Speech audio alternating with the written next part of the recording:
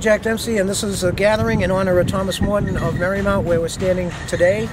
Thomas Morton was an educated outdoorsman from the West Country of England who went to school to study law alongside young Shakespeare, had a lot of confidence in himself as well as education, so he came over here on a small investment in 1624.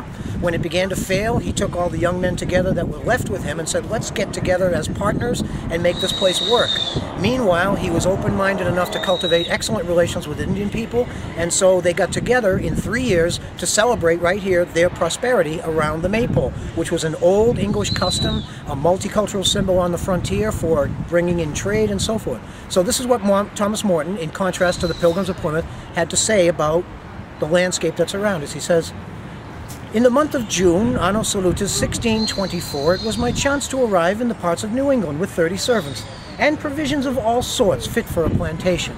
And while our houses were building, I did endeavor to take a survey of the country. The more I looked, the more I liked it.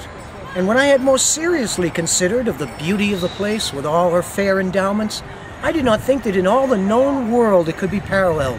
For so many goodly groves of trees, delicate fair large plains, dainty fine round rising hillocks, sweet crystal fountains that twine in fine meanders through the meads, making so pleasant a murmuring noise to hear as would even lull your senses with delight asleep. So pleasantly do they glide upon the pebble stones, jetting most jocundly where they do meet, and hand in hand run down to Neptune's court to pay the yearly tribute which they owe to him as sovereign lord of all the springs.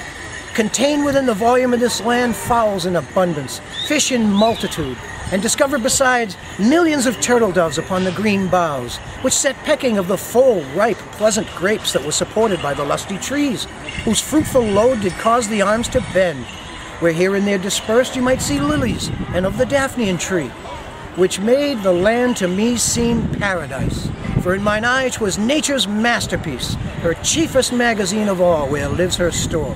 If this land be not rich, then is the whole world poor."